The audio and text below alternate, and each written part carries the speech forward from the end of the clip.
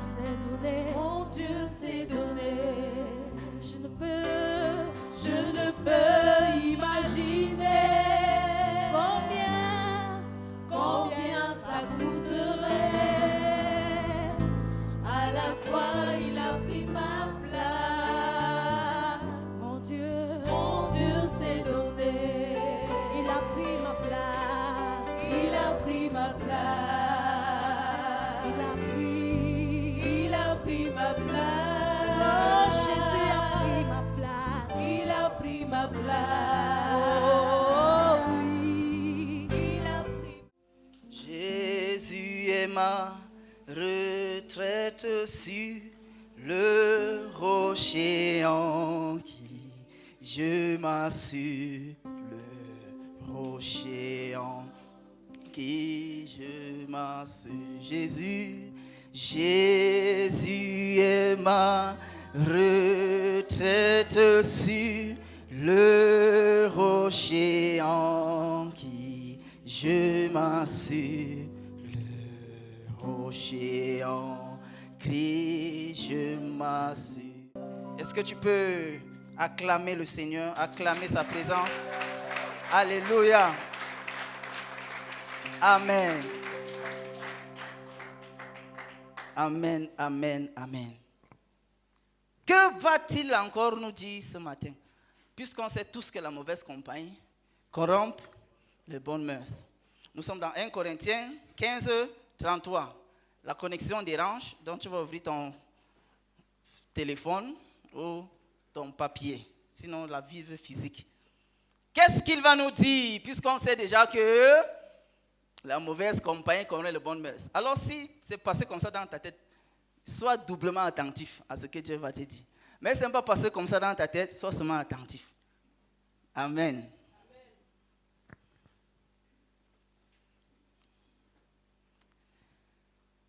Le but de ce message aujourd'hui, c'est se rendre compte de ce que les effets de la compagnie nous influencent afin d'éviter les pièges et d'en tirer profit pour notre vie. Pour ceux qui prennent les notes, je reprends. Le but de ce message, c'est se rendre compte de ce que les effets de la compagnie nous influencent afin d'éviter les pièges et d'en tirer profit pour notre vie. Voilà la définition que le dictionnaire français donne de l'effet. C'est ce qui produit quelque chose, c'est ce qui est produit par quelque chose. C'est ça l'effet. L'effet, c'est ce qui est produit par quelque chose. Et la compagnie, c'est la réunion de personnes formant un corps, une assemblée, telle que des magistrats, des gens de lettres, des savants, des artistes et des religieux. C'est toujours le dictionnaire français qui définit comme ça. Voilà donc reformuler ce que ça donne. Je vous propose ces reformulations. Ce qui se produit sur nous, en nous, du fait de la fréquence passée avec des personnes. Personne est en majuscule. Dans personne, il y a chrétien et non chrétien. Je reformule. C'est ce qui se produit sur nous et en nous du fait de la fréquence passée avec des personnes que nous fréquentons. Ainsi est formulé le message de ce matin. Alléluia. Donc, si tu es chrétien, tes collègues, c'est ta compagnie. Si tu es au marché, les clients fidèles, c'est ta compagnie. Tes camarades, c'est ta compagnie. À l'église, le pasteur que tu suis beaucoup là, c'est ta compagnie. WhatsApp, Facebook, TikTok, YouTube, l'homme de Dieu que tu aimes beaucoup suivre là, c'est ta compagnie. Et je veux beaucoup m'appesantir à l'intérieur de la maison du Seigneur. Puisque on sait déjà que les mauvaises compagnies corrompent les bonnes mœurs. Regardez, c'est les mauvaises compagnies corrompent les bonnes mœurs et non les mauvaises compagnies corrompent les bonnes compagnies. Autrement dit, ça devait être plus logique de dire que les mauvaises compagnies corrompent les bonnes compagnies. Mais on n'a pas dit compagnie, on dit mœurs.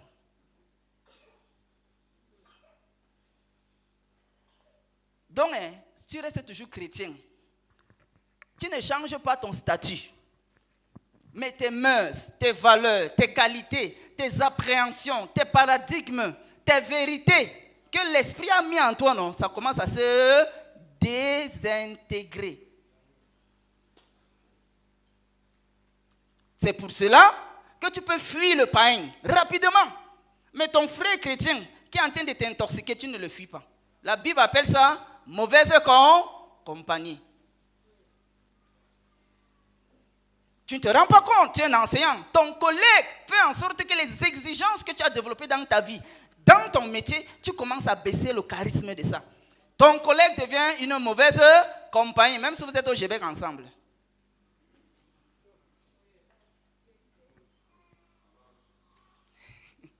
Pourquoi le Québec? Même si vous êtes à TI là ensemble.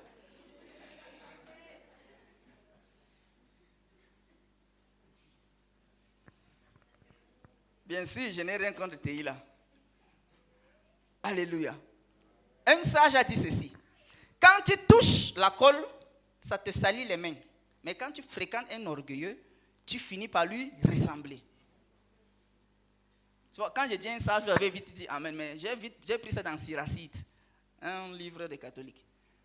Tu dois tout dire Amen, parce que tu as déjà dit Amen.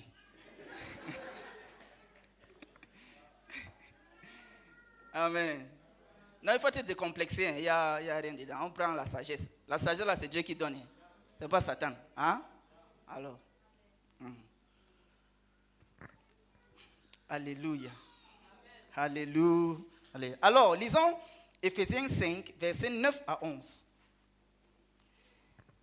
Éphésiens 5, versets 9 à 11. Le deuxième, oui, c'est ça. Éphésiens 5, versets 9 à 11. Le deuxième texte, c'est Galates 2, 11 à 14. Et le troisième texte est 1 Jean 25. Alors, je m'en vais lire dans ces mots, Éphésiens 5, 9 à 11. Car le fruit que produit la lumière, c'est tout ce qui est bon, c'est tout ce qui est juste et tout ce qui est vrai.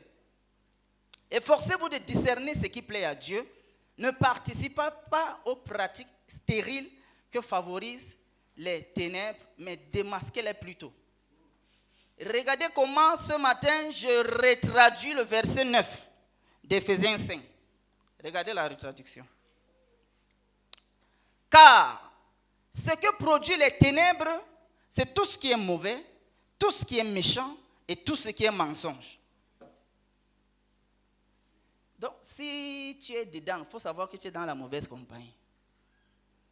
On continue. Le deuxième texte, Galates 2, le verset 11 et au verset 14. Mais lorsque Pierre fut venu à Antioche, je me suis opposé ouvertement à lui car il avait tort. En effet, avant l'arrivée de quelques personnes de l'entourage de Jacques, il prenait part au repas commun avec les croyants non juifs. Mais après leur venue, il s'est esquivé. Il s'est tenu à l'écart parce qu'il craignait les croyants d'origine juive. Comme lui, les autres chrétiens d'origine juive se sont mis eux aussi à cacher leurs véritables convictions. Au point que Barnabas lui-même, s'il vous plaît, cette précision vaut son pesant d'or. Au point que Barnabas lui-même s'est laissé entraîner par leur dissimulation. Mais quand j'ai vu qu'il ne marchait pas droit selon la vérité de l'évangile, j'ai dit à Pierre devant tous les frères, ça c'est Paul qui parlait, il dit toi tu es juif, mais tu vis comme un croyant d'origine païenne et non comme un juif. Comment peux-tu vouloir obliger les frères et les sœurs d'origine païenne à vivre comme les juifs? Et enfin, 1 Samuel chapitre 15. Hein? Ah non, c'était mon erreur. Excusez-moi, c'est 1 Samuel 25. 1 Samuel 25. On va faire les morceaux choisis. Verset 2. À Mahon vivait un homme très riche qui avait des propriétés dans le village de Carmel. Il possédait 3000 moutons et chèvres. Un homme très riche. À l'époque, il se trouvait à Carmel dans la tonte de ses moutons. Verset 3. Cet homme était un descendant de Caleb, il s'appelait Nabal. Et sa femme Abigail était très intelligente et belle, tandis que son mari était dur et méchant. Vous vous rappelez comment j'ai retraduit le Éphésiens 5, verset 9, n'est-ce pas? On saute. Allons-y au verset 10. Nabal leur répondit, qui est David? Qui est le fils d'Isaïe? De nos jours, il y a trop de serviteurs qui s'enfuient de leur maître. Et vous croyez que moi, je vais prendre de mon pain, de mon eau et de ma viande, que je vais débiter pour mes tondeurs, pour les donner à des gens venus de je ne sais où? Verset 13. David ordonna à ses hommes que chacun prenne son épée. Et chacun mit son épée à sa ceinture. David aussi ceignit sa sienne et partit avec environ 400 hommes, laissant les 200 autres pour garder leurs affaires. L'un des serviteurs de Nabal allait informer Abigail de ce qui s'était passé. Il lui dit, voici que David a envoyé des messagers depuis le désert pour saluer notre maître, mais celui-ci les a mal reçus. Verset 18. Abigail prit en toute hâte 200 pains, 2 outres de vin, 5 moutons déjà préparés, 5 mesures de blé grillé, 100 paquets de raisins secs et 200 gâteaux de figues sèches. Elle le chargea sur tous les ânes. Verset 21. David venait juste de se dire, c'est donc en vain que j'ai protégé tous les biens de cet homme dans la steppe pour qu'il ne perde rien de ce qu'il possède, et il me rend le mal pour le bien. Verset 23. Quand Abigail aperçut David, il se hâta de descendre de son âne et s'inclina la face contre terre, se prosterna devant lui. Puis elle se jeta à ses pieds et lui dit, mon Seigneur, fais comme si tout était ma faute. Permets à ta servante de t'adresser quelques mots d'explication et daigne écouter ses paroles.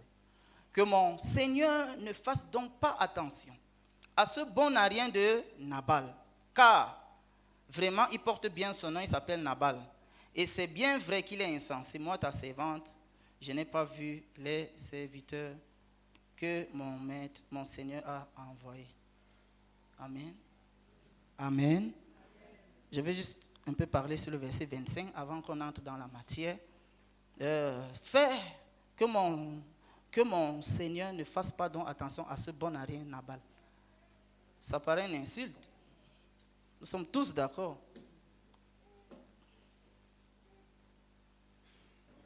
Très bien. Voilà, donc j'ai pris la figure là, pour dire en fait, ce n'est pas une injure. Elle dit seulement que son mari a agi comme son nom. Comprenez ça comme ça.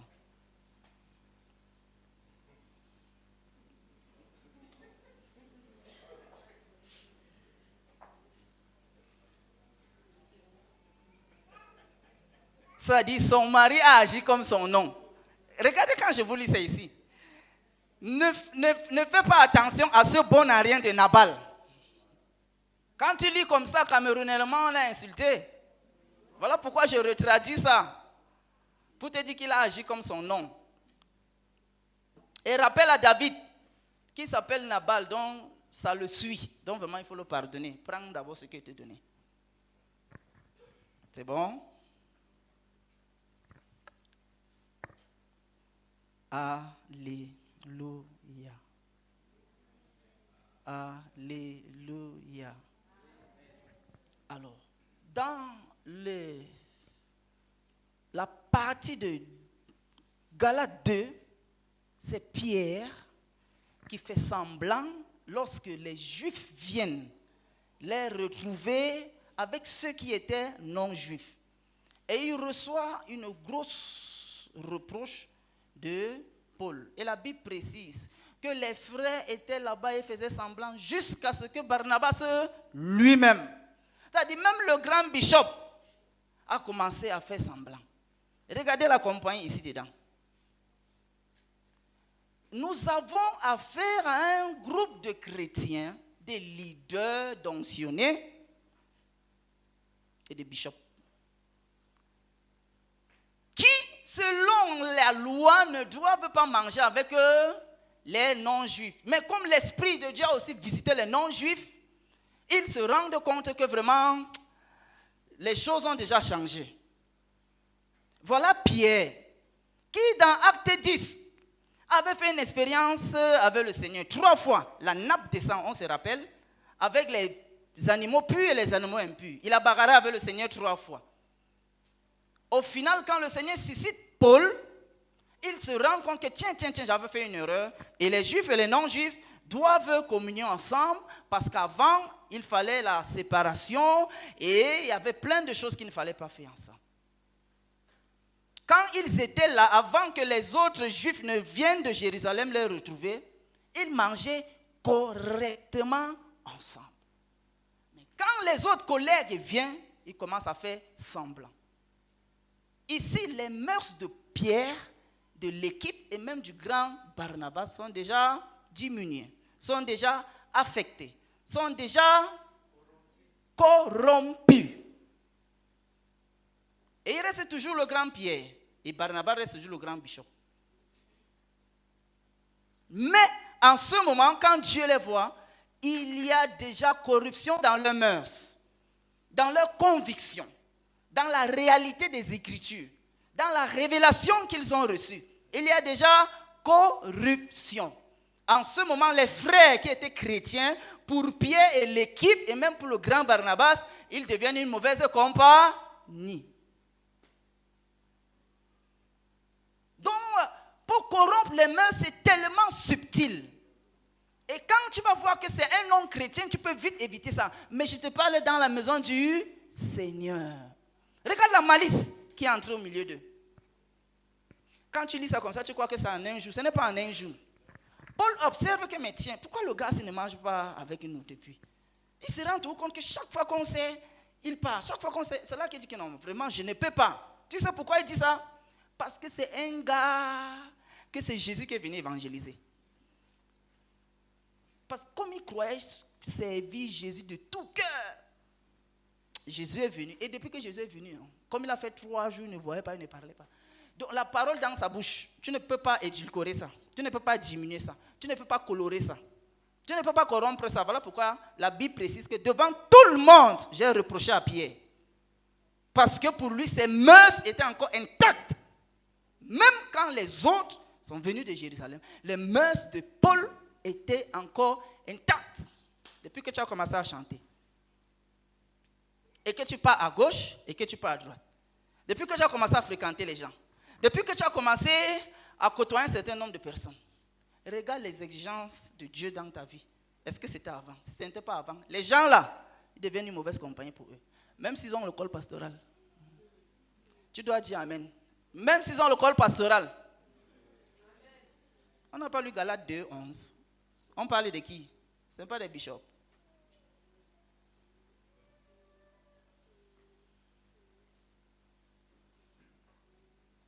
Donc, si tu me suis beaucoup, après tu commences à diminuer les exigences de l'Esprit de Dieu dans ta vie, je deviens une mauvaise compagnie pour toi.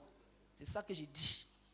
Tu ne dis pas Amen parce que les pensées sont déjà corrompues.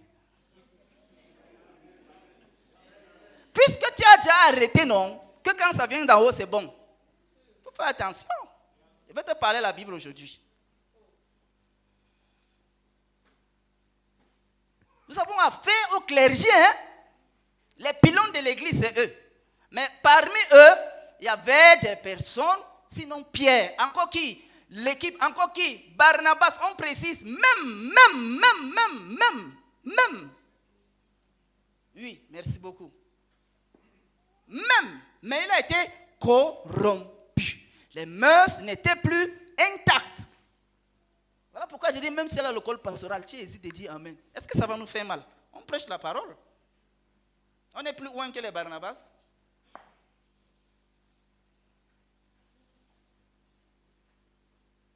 Plus précieuse que l'or, plus précieuse que l'or, la parole de Dieu dans le cœur de l'homme est plus précieuse que l'or. La parole de Dieu dans le cœur de l'homme est plus précieuse que l'or. Alléluia. Si je retraduis ça, ça veut dire que Pierre était hypocrite. Le mot là, je ne sais pas pourquoi ça vous fait mal. On a lu le texte ensemble. Bon, hypocrite, ça fait mal pourquoi? C'est la Bible qui a dit. Je suis perroquet. Pierre était hypocrite. Et l'hypocrisie de Paul est allée jusqu'à corrompre le grand Barnabas. Ok, je voulais dire merci. Pierre était hypocrite et l'hypocrisie de Pierre est allée jusqu'à corrompre le grand Barnabas.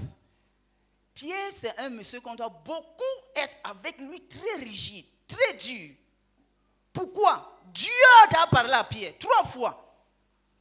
Pierre accepte, mais quand Pierre voit les autres, il ne veut pas leur dire qu'en fait, il est bien-aimé. Ce que nous avons fait avant là, on s'est trompé. Voilà ce que l'Esprit de Dieu m'a révélé. Ils ont aussi le même Esprit de Dieu que nous. Eux aussi parlent en langue, puisque c'était leur signe là-bas. Eux aussi parlent en langue. Vraiment, frère bien-aimé. Vraiment, les informations qu'on avait là, il faut un peu update cela. Il faut un peu revoir cela. Mais il a refusé de leur parler comme ça. Il a commencé à se mélanger. Et Pierre et Paul observent. 1 journée passe, 2 journées passent, 3 journées. Comme c'est un monsieur qui disait au chef des prêtres que donnez-moi les lettres pour que je parte persécuter les chrétiens là. Donc la qualité là, Dieu avait toujours maintenu sans lui. Il a dit, Pierre, ce que tu fais là, non.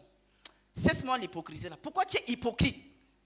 Quand les autres disent que, oh Pierre, un peu de comportement, un peu de sagesse, un peu de... Il dit, hey, laissez. Toi, quand les autres n'étaient pas là, tu mangeais avec nous, vrai ou faux? Maintenant, les autres viennent, tu ne manges pas avec nous. Change de comportement.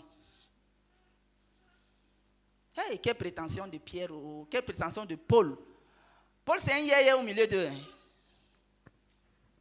Je recommence. Paul est un yé au milieu d'eux. Je prends un exemple pratique. J'aime ma vie. Alléluia. C'est un peu comme si Japhet vient maintenant, il va commencer à me dire, hey, toi, passez belle là. Toi, là, je ne sais pas pourquoi tu es hypocrite. Ça va sonner mal. Parce que quand je le vois, il me voit. Lui-même, il connaît l'écart qu'il y en a.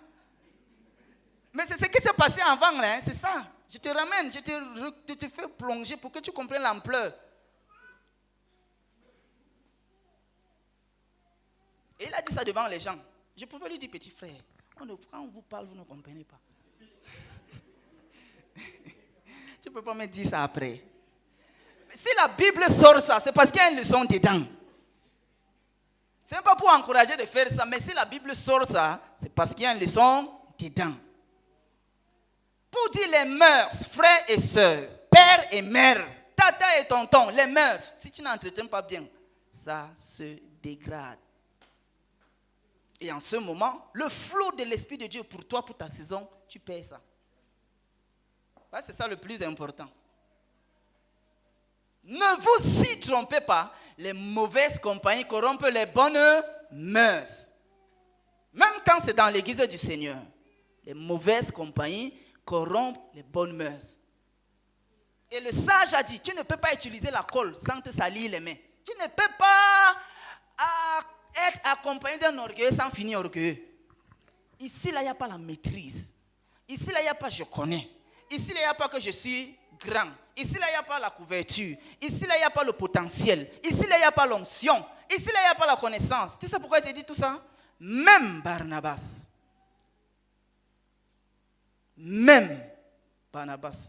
a été corrompu. Même. Le même, là, il te dit ça. Oh, Jesus. C'est un peu comme si on dit, même Poutine a demandé pardon.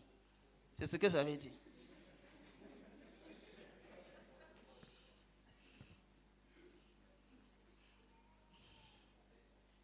Alléluia. Est-ce qu'on peut ouvrir Galates 3, le chapitre 1, le verset 1.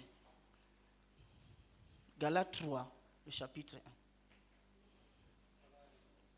Ok. Je voulais le micro, je voulais que quelqu'un nous aide à lire. Donne à un vaillant fils du Seigneur, ou bien fille du Seigneur, pour nous aider à lire. Galates chapitre 3, verset 1. Il y a Norbert. Voilà, merci. Debout pour honorer la lecture de la parole. Oui, c'est ça même qui est bon. Galates, c'est Paul. Aujourd'hui, on va se rendre compte que même dans la Bible, il y a les mots durs. Galates, oui, je t'ai donné le micro pour qu'on fasse le jeu ensemble. Galates, Stupide. Qui dit ça? Paul. Qu'on continue. Qui vous a jeté un sort? Jesus. Pourtant, Attention, on parle de Paul qui s'adresse aux chrétiens. Hein? Ah, est-ce que Paul n'est pas dur? Qui vous a jeté un sort. Ayant dit qui vous a ensorcelé. Paul, est-ce qu'il n'est pas dur? On continue? Pourtant, oui. On vous a mis devant les yeux Jésus-Christ cloué sur une croix. Merci maman, tu peux t'asseoir. Galate qui vous a ensorcelé, qui vous a envoûté. Est-ce qu'on a mangé votre cerveau? Vous êtes déjà chrétien, mais qu'est-ce que vous faites comme ça? Oh Galate, levez-vous. J'ai voulu dire Galantien. Les Galates, réveillez-vous. Qui vous a ensorcelé? En passant, le mot là n'est pas aussi là-bas par hasard. Ce n'est pas une erreur des copistes. Non. Quand on corrompt tes mains, c'est comme si on t'a ensorcelé, en fait. On peut te manipuler, tu es dans la maison du Seigneur. Et la manipulation et le fait que les mœurs commencent à être changées, c'est ça que Paul appelle la sorcellerie. C'est comme s'il était camerounais. Je vous dis, puisque c'est notre mot.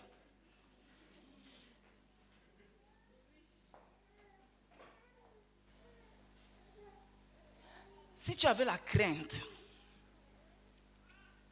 des hommes de Dieu, des messages, de la louange, de la prière, de la présence du Seigneur, du temple du Seigneur.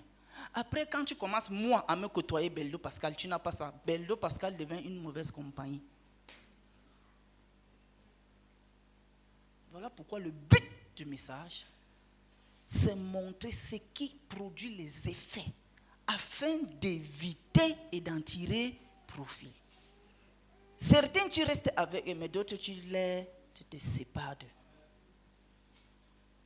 Et il n'y a pas que tu pries. Sinon, c'est pour toi quand tu pries là. Parce que c'est comme si tu es tenté sexuellement et que tu dis que tu vas maîtriser. La Bible t'appelle en sorcellerie. Tu es fou, tu es stupide.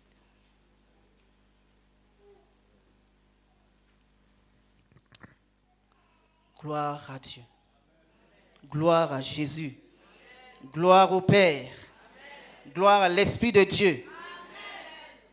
Alléluia. Alléluia.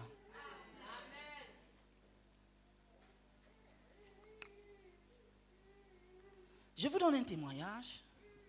Nous qui sommes dans les réunions familiales, ethniques, de quartier, de l'école, de collège, du travail, le message ici que je dis maintenant dans la part de Dieu, là, c'est pour vous. Vous faites l'étude de collège, le collège des anciens, là, vous appelez ça comment? Voilà, l'amicale. Il y a la sorcellerie dedans. Vous ne savez pas. Je dis toujours à ma femme, quand quelqu'un te parle au travail, ne dis pas dans le cœur. Quand elle vient me dire ça à la maison, ça m'énerve. Quand il t'a dit ça, tu as dit qu'elle a murmuré. Qui t'a dit qu'on murmure? Tu as déjà vu ça où?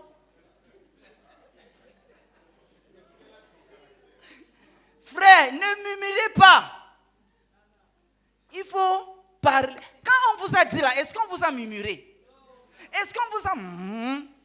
Et pourquoi vous ne voulez pas utiliser la même chose que l'autre personne? Votre père à Genèse, il n'a pas murmuré. Votre créateur à Genèse, il n'a pas... il a... Vous ne voulez pas...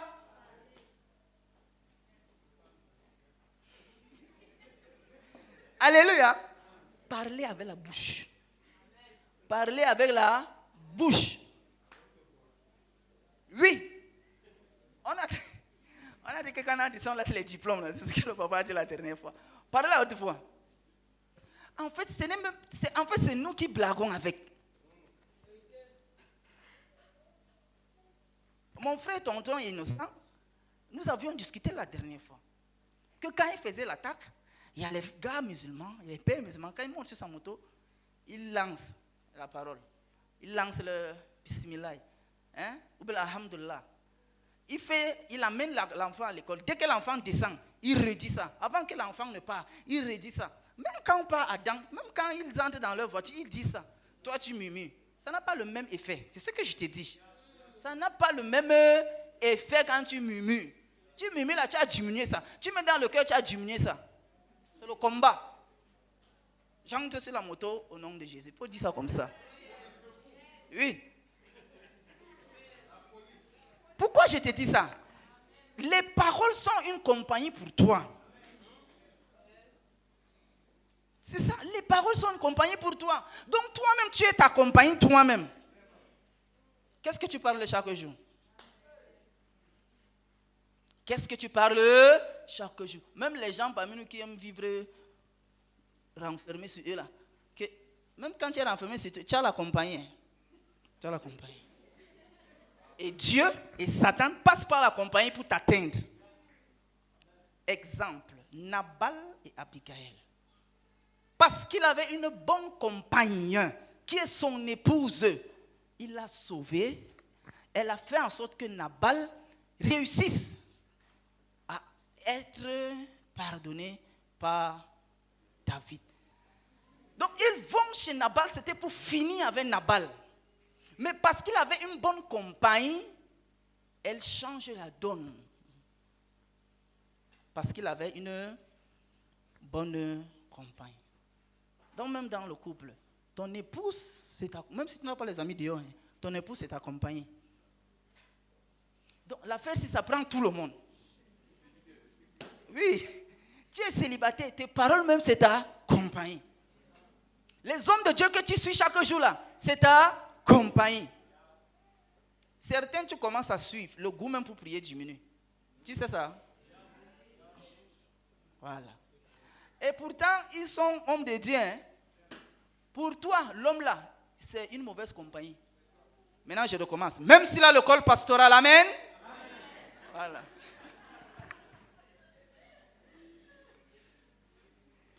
Alléluia. Frères et sœurs, ce message est assez subtil, simple, mais comme le kurungu, comme la cellule. Tu arrêtes mal, ça glisse. Et tu peux toujours être en train de rendre ministère. Tu es toujours au travail. Les galons peuvent toujours augmenter. Mais les mœurs sont déjà partis. Et c'est compliqué quand les mœurs partent. Regardez ce que Dieu m'a dit. Pourquoi Jean-Baptiste a tenu tête jusqu'à devant Pilate? On a donné les interprétations. Chacun a donné ses interprétations. Hein. Manque de sagesse. Karambani.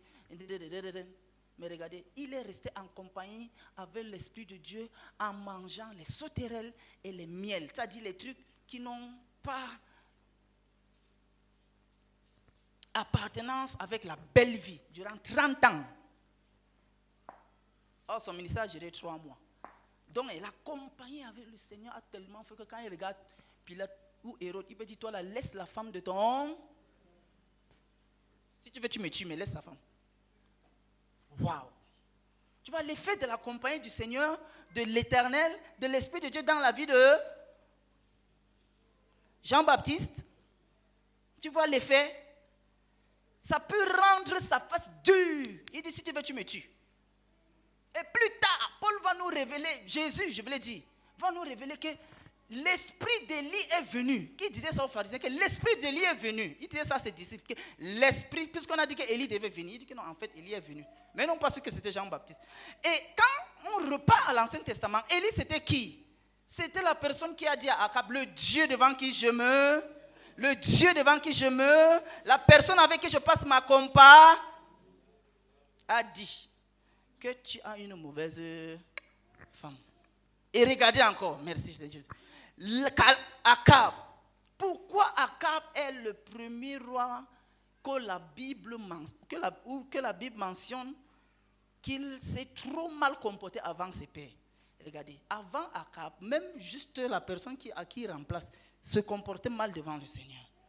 Jusqu'à 4 rois avant Akab, les gars là se comportaient mal. Mais pour Akab, on fait une précision. Pourquoi? Parce que c'est lui qui a introduit l'idolâtrie dans le temple du Seigneur. Et tu sais pourquoi il a introduit l'idolâtrie?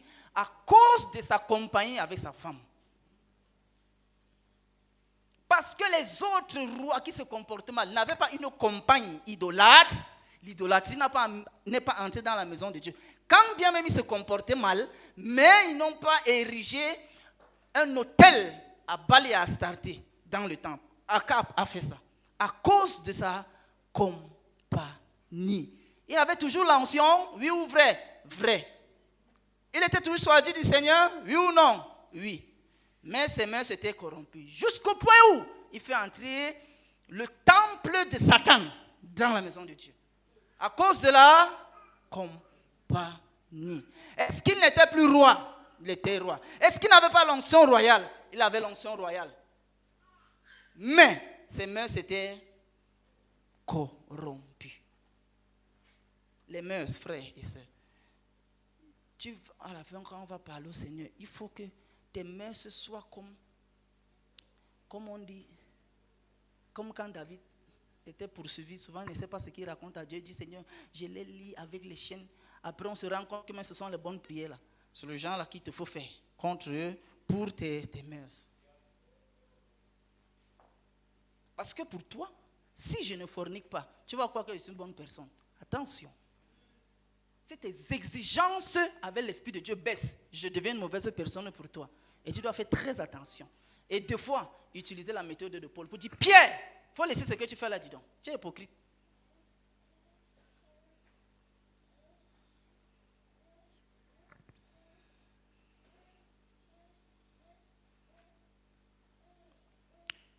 Alléluia.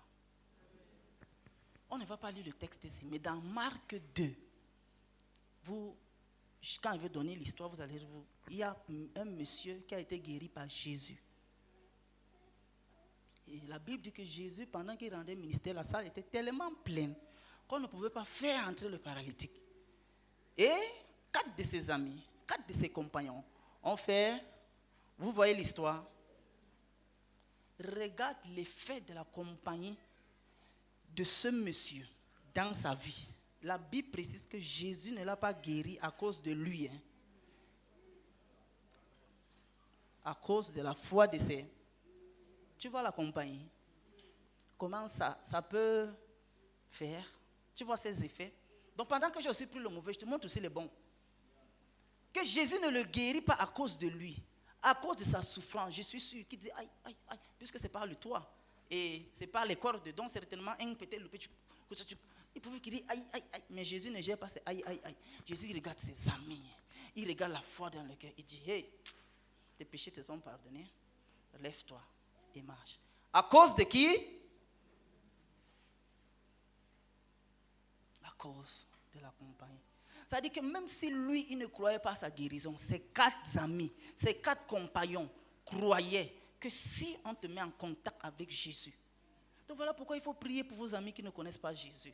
Priez fortement et violemment pour eux. J'ai dit comment? Fortement et violemment. Ça aussi, c'est la prière. Dieu, ça ne lui fait pas mal à l'oreille comme nous. Que ouais, il prie même fort, non, pourquoi? Dieu n'a pas de problème. Dieu voit seulement l'intensité de l'amour que tu as avec ton ami.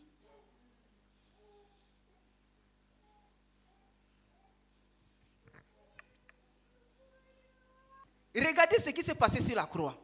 Nous parlons de compagnie qui corrompt les bonnes mœurs. Et j'ai dit que Dieu passe par la compagnie et Satan passe aussi par la compagnie. Sur la croix, le deuxième brigand, tu sais pourquoi il part au ciel? C'est à cause de sa compagnie avec Jésus. Comme il a reconnu que Jésus est Seigneur, il dit, Seigneur, toi tu es juste, nous sommes injustes. Mais s'il te plaît, aujourd'hui, mais s'il te plaît, fais quelque chose pour moi. Jésus dit, aujourd'hui même, tu es sauvé. Donc, parce qu'il était crucifié avec un saint, il est allé au ciel. À cause d'une compagnie. Pour dire, certaines compagnies sont momentanées, instantanées. Spontanées. Merci, pasteur. Spontanées. Et la spontanéité, là, si tu gères ça bien, Dieu peut te donner quelque chose. Et si tu gères mal, Satan te donne quelque chose. Voilà pourquoi dans la leçon du jour de mon frère Josias, j'ai recorrigé sa leçon du jour. Pour dire toutes les difficultés que tu passes souvent, Dieu fait ça pour t'amener à une autre dimension. J'ai aussi dit que c'était une difficulté, Satan aussi fait ça pour te détruire. Donc quand tu sais ça, tu es équilibré. Parce que tu peux voir, Dieu n'est pas dedans, hein, tu dis que c'est Dieu. Maintenant, le brigand. Pourquoi le premier brigand n'a pas été sauvé? À cause de sa compagnie. Il était avec des personnes qui savaient que Jésus était un imposteur. Et comme la croix était réservée aux brigands, aux voyous, aux vauriens, les plus vauriens de la terre, il se retrouve à trois vauriens. Et il perd son paradis. Mais l'autre voit qu'il y a 2 vauriens et un saint. Et il va au paradis. J'ai une question. Est-ce que tu es dans la salle? Ça s'adresse d'abord à quelqu'un qui prie en langue. C'est-à-dire, tu as le parler en langue, non? Mais je vais dire ça comment? Seigneur, aide-moi. Le temps que tu faisais dans la prière a diminué. Mais tu pries en langue. C'est-à-dire, il n'y a plus le goût pour prier en langue. Si tu es là, tu lèves la main.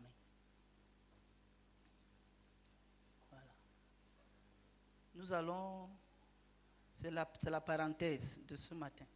Nous allons d'abord prier. Et on va un peu réchauffer votre marmite. Amen.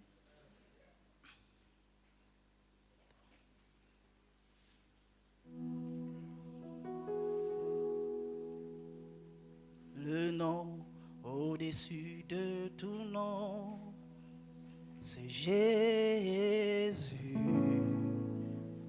C'est Jésus.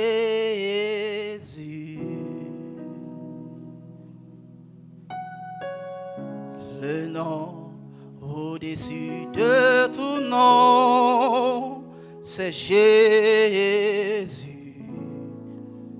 C'est Jésus.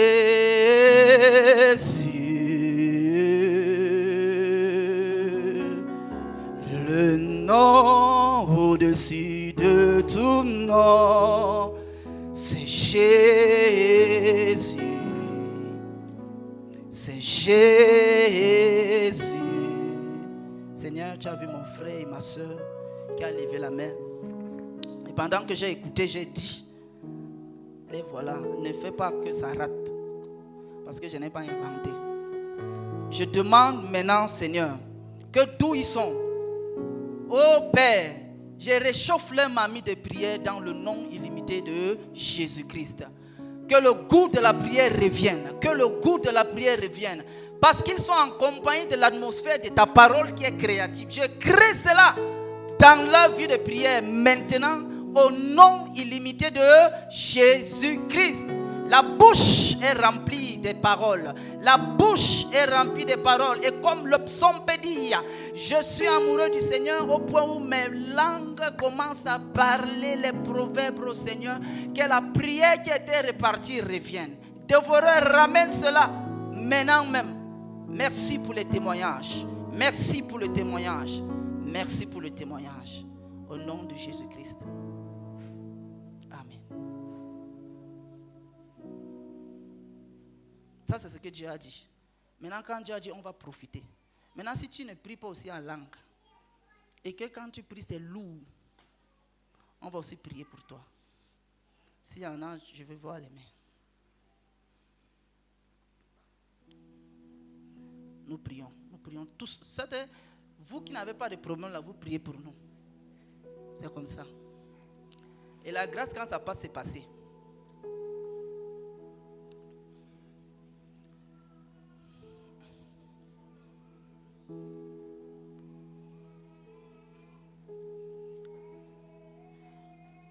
C'est Jésus. C'est Jésus. Jésus, Jésus, Jésus, mes soeurs et mes frères, ont levé la main devant toi. Pendant que nous sommes devant l'autel de l'Éternel, les mains déjà levées est un signe de contact avec le ciel, pour que la prière soit renouvelée dans leur vie, pour que la flamme de la prière soit renouvelée dans leur vie, pour que l'envie de la prière soit renouvelée dans leur vie, que cela prenne acte et que cela prenne effet. Oh, personne dans la Bible, lorsqu'ils ont vu Jésus, lorsqu'ils ont été touchés par Jésus, ça a pris le temps. Et Jésus est là au travers de sa parole ce matin. Et quand tu envoies ta parole, la Bible dit, elle court pour accomplir les saints desseins du Père. Merci de les toucher. Merci de les toucher. Entraille, écoutez la voix de Dieu. Commencez à avoir l'envie de prier au nom illimité de Jésus-Christ.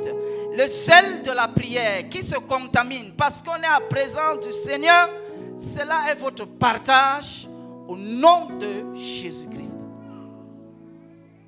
Merci Jésus. Amen.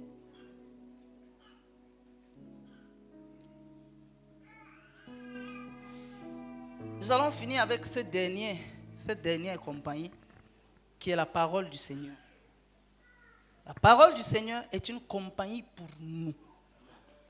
Lorsque nous sommes conscients que lorsque nous ouvrons la Bible, nous avons ouvert la bouche de Dieu. Tonton Thierry nous a dit la dernière fois, il n'y a pas d'intimité sans amitié. Il n'y a pas d'intimité. Sinon, non, le secret de l'intimité, c'est le secret de l'amitié. Donc, tu lis le même texte que moi je lis. Ça me parle, ça ne te parle pas parce qu'il n'y a pas d'abord une amitié. Il dit le secret de l'intimité, c'est dans le secret de l'amitié. Je ne peux pas avoir certaines informations sur Norbert aussi longtemps que je reste à distance de Norbert. Comment tu veux avoir une intimité? Comment tu vas avoir une compagnie avec la parole de Dieu? Tu ne lis pas, tu fais ça comment? Un secret, ne lis même pas beaucoup. Ne lis pas beaucoup. Lis un peu, tu signes gang qu'il faut que tu me parles. Et quand Dieu ne te parle pas, tu signes. Tu signes. C'est lui qui a dit ça. Qu'est-ce que vous me cherchez? Vous me trouverez si vous me cherchez de... Donc quand ça perd le temps, là, c'est que ce n'est pas encore de tout ton cœur. Jérémie 29, verset 13. Je te donne cette dernière recommandation de la part de Dieu pour dire la parole de Dieu. Tu dois faire d'elle ta compagnie. Il faut que ce que tu as lu le matin, qu'en journée ça revienne, en soirée ça revienne et dans la nuit ça revienne. En ce moment-là, c'est ta compagnie. Et non que quand tu lis, ça te bénit. Oh, alléluia, amen. Et quand tu sors, ça part. Ça, ce n'est pas la compagnie. Là, c'est un exercice dur. Quand tu vas commencer, ce ne serait pas évident. Je te dis ça pour que ça t'encourage. Pour que tu ne dis pas que je suis venu faire le show ici devant. Non, ça ne serait pas facile. Parce que c'est là-bas que Jésus a gagné Satan. Parce que Satan envoie la parole, mais Jésus a envoyé la parole révélée.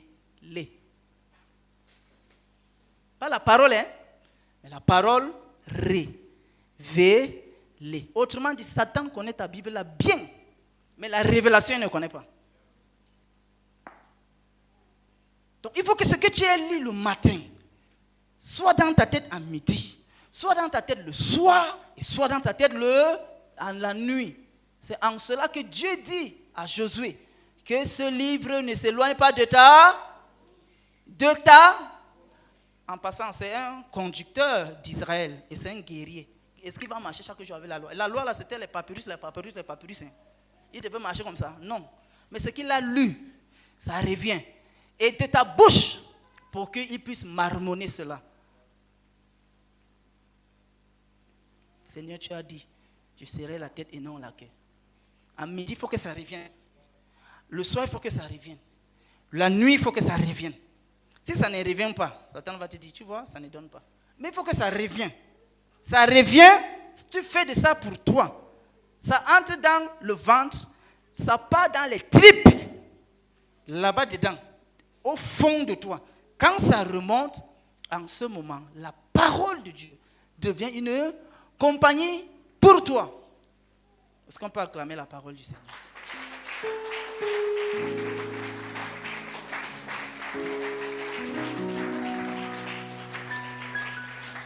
Pendant que nous finissons, nous voulons prier, avoir un moment de prière pour parler au Seigneur. Seigneur, ouvre mes yeux sur les fréquences d'amis, sur les fréquences de collègues, sur les fréquences relationnelles, sur mes fréquentations tant chrétiennes que non chrétiennes, administratives, organisationnelles, ministérielles, amicales, familiales. Prions dans ce sens. Oh Seigneur, ton peuple est là ce matin, moi et eux réunis comme un homme. Ouvre nos yeux, Seigneur. Nous avons découvert les fréquences qui peuvent être polluées même quand nous sommes au milieu des saints. Nous avons découvert les fréquences qui peuvent être corrompues. Même, oh Seigneur, où nous ne pouvons pas le voir. Seigneur, je t'en supplie, ouvre nos yeux. Ouvre mes yeux, je te supplie, Seigneur. Ouvre mes yeux, je te supplie. Bien-aimé, il faut prendre conscience de ce que si tes mains sont déjà touchées, tu perds la fréquence de l'esprit. Tu perds le flot de Dieu. Tu perds ce que Dieu veut pour toi pour ces moments. À cause de la corruption de mœurs. Demande cela au Seigneur. La Bible dit, si tu pries, Dieu t'écoute. Ça veut dire, si tu ne pries pas, Dieu se rend compte que tu es indépendant de lui. Oh, Dieu s'occupe des humbles. Les humbles crient à Dieu. Les humbles reconnaissent leur petitesse. Les humbles reconnaissent le fait qu'ils sont emballés, qu'ils peuvent être emballés, qu'eux-mêmes souvent ils emballent. Ça, c'est l'attitude d'un homme. Et la Bible dit, Dieu fait grâce. Dieu fait grâce. Dieu fait grâce aux hommes. Demande au Seigneur. Oh, il y a les fréquences, Seigneur, que je fais avec mes bien-aimés, mais qui ont commencé à diminuer cette envie, à commencer à raisonner, à commencer à parler, à commencer à réfléchir, à commencer à assagir les expériences que j'ai reçues de la part du Seigneur. Et qui fait en sorte qu'elle commençait à relativiser la prière, relativiser les hommes de Dieu, relativiser l'onction, relativiser la prière, relativiser les exigences de l'Esprit de Dieu. Ce matin, je veux que ça tombe. Défais-moi de ça. Oh, j'ai découvert que même les grands apôtres étaient emballés dedans. Mais ce matin, défais-moi de ça.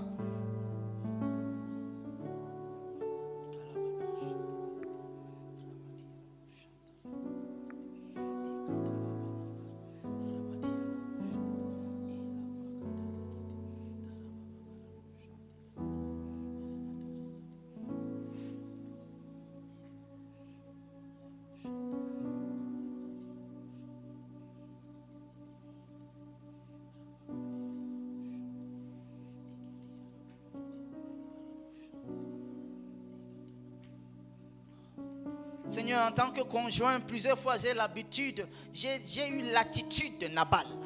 En tant que mari, en tant qu'épouse, j'ai eu l'attitude de Nabal. Mais ce matin, rends mon mari une Abigail. Rends ma femme une Abigail. Je t'en supplie, afin que Seigneur, la compagne ou le compagnon que tu as mis auprès de moi influence les décisions bonnes de l'Esprit de Dieu dans ma vie, afin de rehausser ma vie à un autre niveau, à un autre palier de valeur, à un autre palier de brillance, à un autre palier d'excellence, à un autre palier d'intimité, à un autre palier d'humilité, à un autre palier de connaissance, à un autre palier de sagesse. Je t'en supplie, Seigneur. Je viens devant de toi.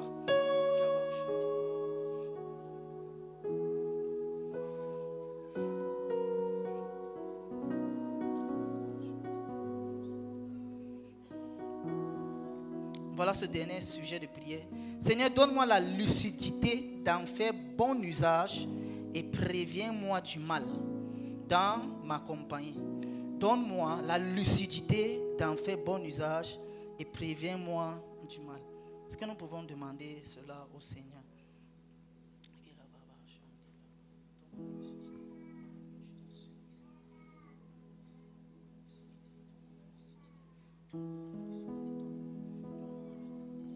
Oh bien-aimé, la lucidité là, tu dois demander ça comme si c'était l'argent. Oh, tu dois demander la lucidité comme si c'était l'argent. Parce que ça ne laisse pas. Même l'onction, la lucidité mange ça. Seigneur, donne-moi la lucidité. Je t'en supplie. Donne-moi la lucidité. Je t'en supplie. Donne-moi la lucidité. Je t'en supplie. Je veux faire bon usage.